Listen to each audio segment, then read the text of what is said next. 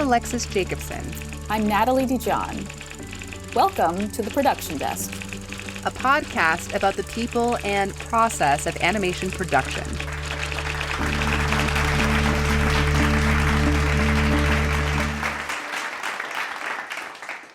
First of all, I want to say it's nice to see you. I feel like I haven't seen you in forever, which is weird because we're like actively working on this podcast. I know, it's so good to see you. The week was a blur. I feel like we saw each other Monday for a wonderful upcoming interview, and then I blinked and it was Saturday. That was this past Monday?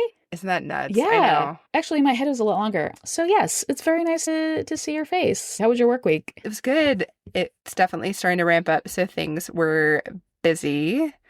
I deal with stress by running, and at the moment I am injured from my last half marathon, so it's been really sad not being able to run as much, which I know I sound like a crazy person. I will own it. Production made me start running. That is my biggest piece of advice for everyone on how to handle stress. It's very interesting how many people I've run into that say the exact same thing that they run, especially the crazier it gets, you just run faster and harder. I don't know what wisdom there is in that. There's a lot of runners I work with. In fact, we're recording this the day before the LA Marathon. Let's see, this will be airing after that. So congratulations, everyone. I hope you didn't pass out in the heat and feel proud for doing it. It does make me want to start running again. I used to be a runner, and then... Are you saying what I think you're saying? That I'm going to start running? That I might entice you to go on a run with me? Oh gosh. You'll be like, why are we walking? My pace will be so slow. I'm injured right now. No.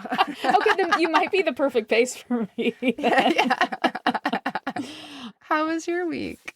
It was good. It was busy, which is, I feel like such a cliche answer, but we're very busy at work, but in a good way. I don't feel like I'm tearing my hair out. So thank you to this team that I'm with for still making it fun, even though it's busy, because that's not always how things work. So I appreciate it. No, for sure. The busier you get, having those good relationships makes all the difference. Yeah, big time. I just want to call out Nat's hair for this episode looks phenomenal. Thank you, Marissa at Midhaven Salon. I want to blame production for my hair graying faster than it should. Actually, you know what? That should be a topic. We should just quickly touch on that right now. I didn't get my first gray hair till I started working in production. Oh my God. Gray hair sticks straight up, and the lighting at work in the bathroom is so unflattering because it looks like we're in like a confessional police scene. And I see all my gray hairs and look so pale, and it is very upsetting. I just assume bathroom lighting's kind of bad everywhere. Thanks, Nat, but you're always going to say nice things. Maybe. I haven't seen you in a work bathroom yet. Maybe you look like a monster. It'd be nice not to look like a monster. I feel that way when we are in a meeting in a conference room. On the big TV is also like people tuning in remotely. But before people join, you just see like everyone sitting in the conference room, and I'll look over and have a moment of, who's that bridge troll? And then it's, oh, that's me. Why am I hunched over like a witch in the woods? You know, it just makes you sit up a little more. Dude, every time I walk into our conference room, I sit at the end of the table so it's front on. So the camera, if you sit in a weird way to it, it widens you. I swear it expands you by like at least half. It's not flattering. No one looks that great on those. No, exactly. I appreciate that Zoom has a touch-up filter, although it does look kind of weird, so I have stopped using it. But I do appreciate like the sheen. Like sometimes there's just stuff, no one needs to see that. Yeah, this is also why the couple of guests we've had on, I think all of them have been like, oh, are we recording video?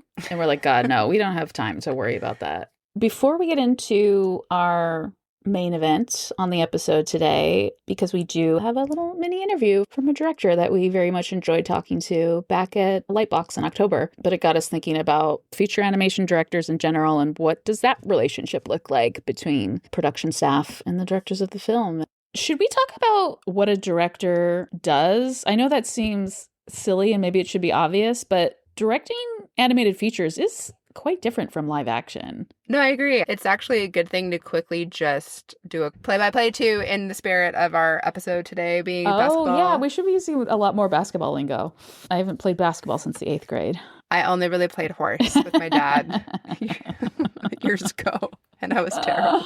What does an animation director do? First of all, there's often two directors, which took me some getting used to. And that's often because when it gets so busy, it's just impossible for one director time-wise to do everything. Like, you can make it happen, but it's often easier to split it up. Yeah, the theory is they should be dividing and conquering. Does that always happen? No. But I think that's the theory behind it. I appreciate when there are co-director situations, someone for the first time directing is paired up with someone who is more senior so they can kind of learn the ins and outs and have a bit more of a mentor rather than it being two first-time directors. I think that always sets the production up for a bit more success. I'm realizing I don't know how to describe their job and the differences with live action because I haven't worked in live action. Oh man, I think the big thing to note is that everything that you see on screen in an animated feature is something that the director basically approved. So like every frame, whether it be a prop or an environment, dialogue, character design, there's so many things per shot that is all kind of from their brain in a way. Directors are across the creative genesis of the film all the way through production. They're the face of the movie. They're often then used like in the marketing of the movie. They often work directly lockstep with the writer, or often they'll do rewrites themselves. So it is helpful sometimes when you have a director who's really also a writer. So you're not necessarily waiting on a writer for like smaller fixes. I thought that was very eloquent. One of the things that I think is a director's superpower, and I've seen this from every director I've worked with, is they are so good at pivoting in meetings with notes. So if they're getting a note from an executive or whomever it may be, it's very yes and it's so impressive to me how they're able to talk through pivoting whatever it may be. Because it's something that I always would think, wow, if that were me, I would need a moment to soak in these notes before being able to like really fully speak to it. Mm-hmm. But oftentimes they're just firing on all cylinders. I've had directors that you are in an edit session and they're like, hey, do you remember that time we recorded this like very one-off obscure line? And you're like, I don't know if I remember that. And then of course it's there somewhere. That's a superpower too. Their memory for the details is so impressive. That's true. Being able to decide in the moment on any given topic. Yes. Yeah, is impressive. It is role dependent how you interact with the director, whether you're a PA, chord, APM, or above. I feel like from a production standpoint, what's really helpful, I think, in a working relationship with directors is knowing when to speak up and when to not speak up. And I think what I mean by that is obviously the director at the end of the day, generally what they decide is what will make happen. And yes, you could go into, well, there's the budget and is the studio needing to chime in or their other voices. They're getting pulled in a million different directions. So sometimes they might give a note, hey, we want to do XYZ in this shot, and then be able to say, okay, we can do that. Just a reminder, you also wanted to do that action in another sequence. So it's kind of similar. Do you still want to do that? It might not be the best example, but just knowing like you have a voice too. It's okay to speak up. And then they might be like, yep, that's great. Or they might be like, oh my gosh, thanks for reminding me. I forgot about that note that I gave that is now conflicting with this note. That's a really good point. Knowing holistically and big picture, like all the spinning plates. I know that's something that I've been told so many times is like, what spinning plate do you want to be looking at any given moment? But it's being able to help kind of orchestrate that. Well, and then on the flip side, when I think of a production-minded director, it's someone who is trusting of their production staff. And I think that's what I was getting at earlier. They're not reminding you of the time to be a jerk, but because there's a more important meeting coming up that you want them to be prepared for or whatever. Are there any stories, without going into specifics, of some like really great memories you remember from just interactions or general takeaways? You know what is coming to mind? I was on a movie and we had I want to say maybe a story pitch or something that was going to happen right after lunch. And there was like a big fun studio thing happening at lunch. And I remember being like, ugh, we are not going to get this afternoon started on time. Because it was probably like a 1:30, just not the most fun time to start a meeting. And I went in a couple minutes early to set up, and the directors were already sitting there. And I was like, what? You both are already here? I wasn't expecting this. And they were like, well, yeah, we didn't want you to be mad at us. I was so touched that they even thought about that. This might be a divisive topic. I think that is my favorite trait in a director is when they have good time management and they like generally show up on time to meetings and things. I clock that early and I'm like, oh yeah, that's a good director. I love that. That was very beautifully put. And I would agree. It's interesting thinking through favorite qualities of a director. You know what? I also like when they're just like a good time. Because you see them all day and it's just nice when they're fun to be around. So it's not going to be like that all day, every day. I just appreciate when they're like a good hang. Cracking jokes is really nice because, yeah, you're all there crazy hours at times, and it's just nice when you really enjoy being around one another.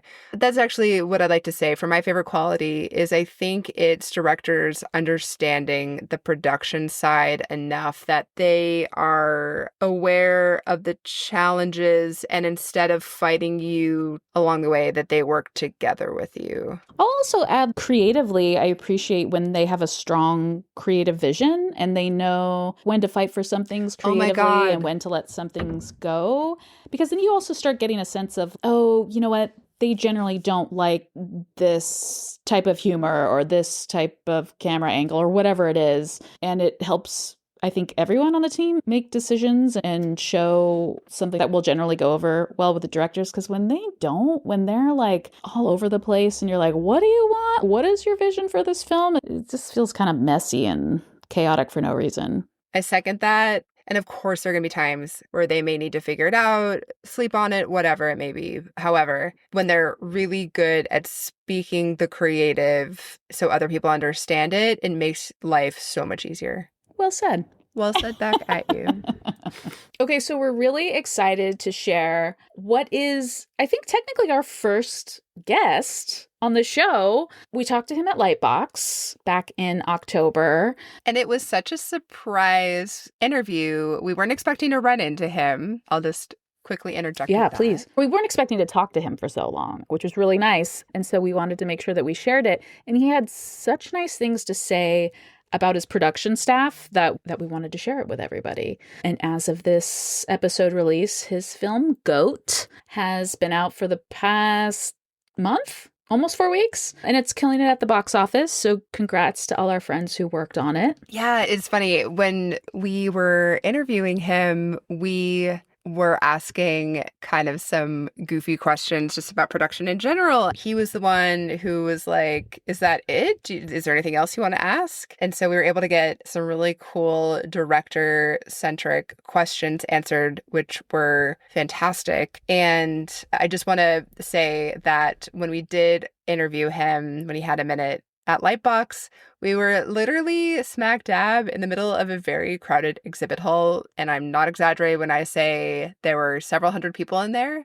So we, again, audio-wise, had a very challenging setup. We are very impressed with their very cute little microphones with the little fuzzy hats. They did a very admirable job. So glad. I have to tell you, when we were talking to him at the time, I'm like, none of this is going to be usable. I thought for sure it was just too many people in there, too loud. But we just wanted to flag that the audio will be a little bit different, but I'm really proud of it. I think it also got us thinking the point of this podcast is to highlight production staff. And so we have some interviews lined up with production staff who've worked on various movies. But we want to expand that to talk to creative leads with the lens of the relationship with production staff, because making an animated feature is a very collaborative process. And I think it would be interesting to talk to different people in different roles within the pipeline and kind of hone in on what do those working relationships look like. Agreed. In the spirit of GOAT, give us your best sports announcer intro voice. He's been in the industry for over 20 years, starting in story and working his way up to director, and he's someone who deeply understands the collaboration between creative and production. We hope you enjoy this interview with director Tyree Dillihay. So you're in the final stretch of production. How's it going? How are you feeling? So happy to be headed towards the finish line. We actually just completed animation on Friday. It's been a journey. Thank you. Those in the know, but now those of you will know that I've been at this for, by the time this movie comes out, it will have been 7.5 years on my own personal journey with this film. So to finally have it see the light of day is incredible and such a touchstone for me and my career. Congratulations. That is amazing. It's so hard making films, and I know so much that goes into it, especially as a director. What would you say is the most gratifying thing being this close to the end of it that you found during your time on the show? For me, it's just been growing as a director, growing as a storyteller. I learned a lot on the process, like lessons that and muscles that I didn't get to flex in TV per se.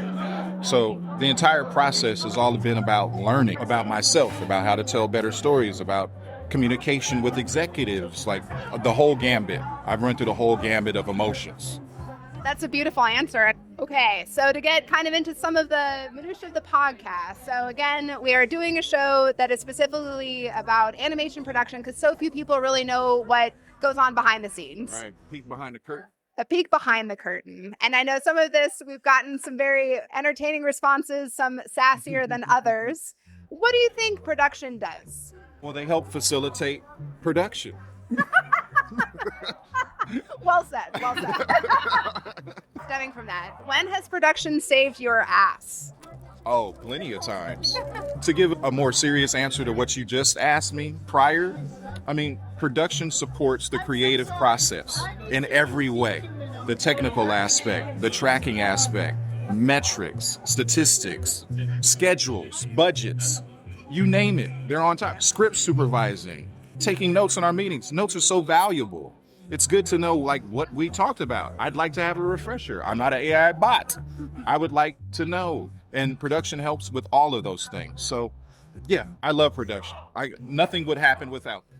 I appreciate that. Your response is fantastic and seriously means a lot. Natalie working at Netflix at the moment. I've been at Spa, Paramount, and worked in Australia.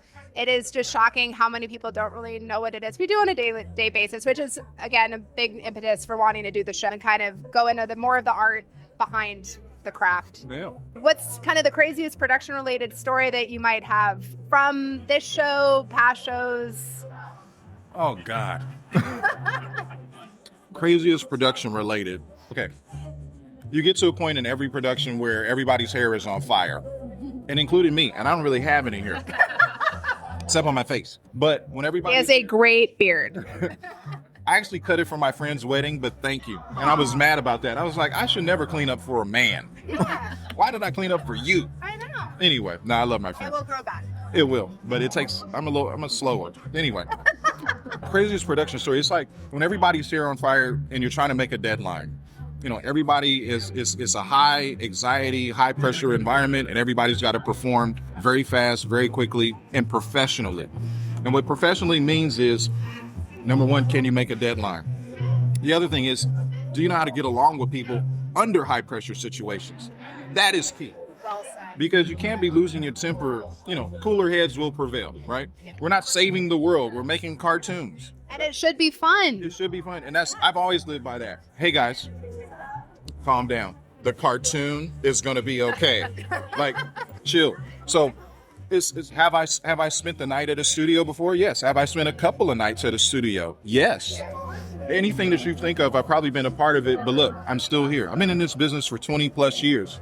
I'm not going anywhere anytime soon, unless all my Bitcoin hits. But besides that, no.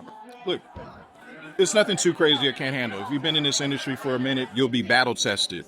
And if you're battle tested, you'll make it through the fire with the rest of the soldiers and warriors. So we're good.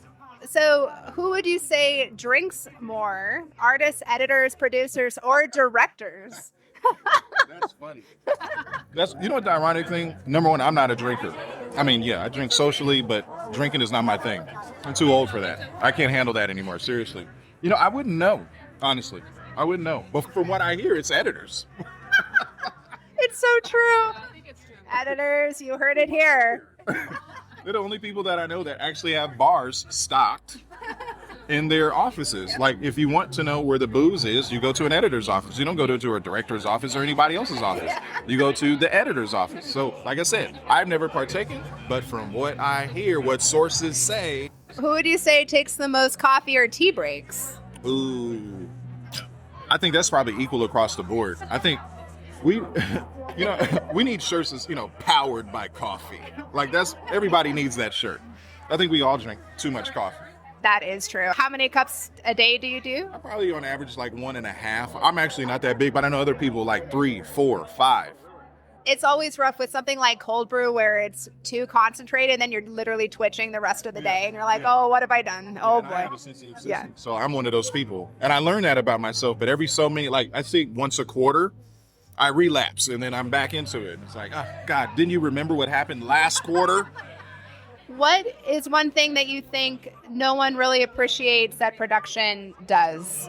I think the note-taking process is one. Shout out to Aaron and Alex and Jade and Michelle, Carly, Ben, Caitlin.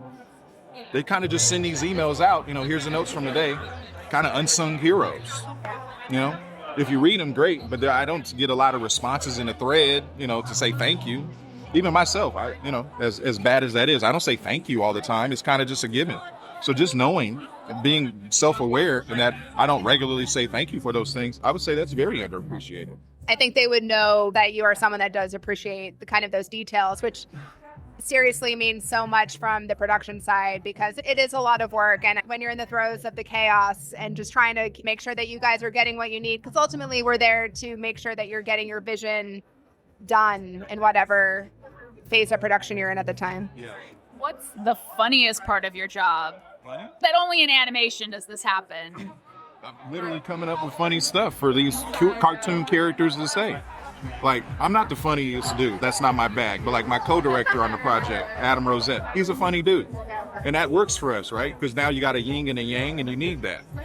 And then just being in the room with other people. We have everyone, like literally everyone, genders, cultures, you name it.